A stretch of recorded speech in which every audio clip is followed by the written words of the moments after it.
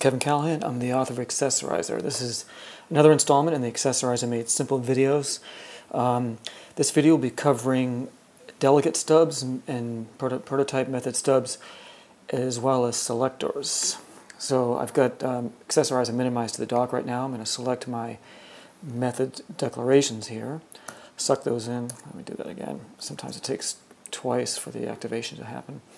Suck those in. I'm going to move to my .m file, and I'm going to bring up my action menu. You can see over here I've got delegate stubs, prototype stubs, selector, and wrap. So if I type an F from the keyboard, I should get these methods set up as testing for delegate. See, response to selector.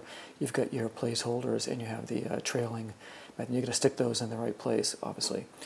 So I'll undo that. I can also bring up the action menu and do the prototype stubs. You can see these are fleshed out methods, again with the return values and also the trailing method name at the end of the file method, so you can see that if you flesh those methods out. And of course the header style is defined by you. You don't have to have that header style. You can do what you want in the formatting panel. Now you also can generate selectors. So if I do this selector, which is H, versus selector and wrap, if I just do the H, you're just going to get the selectors. If I do I, I'll get the selector and wrap, and you can see that those guys are wrapped.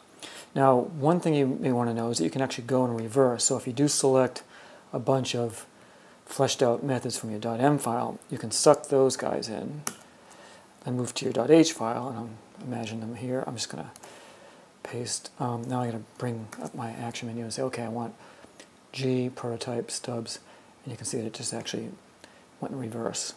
So that same, this action for prototype stubs can go in both directions. Okay, so that should be pretty useful. Thanks for listening.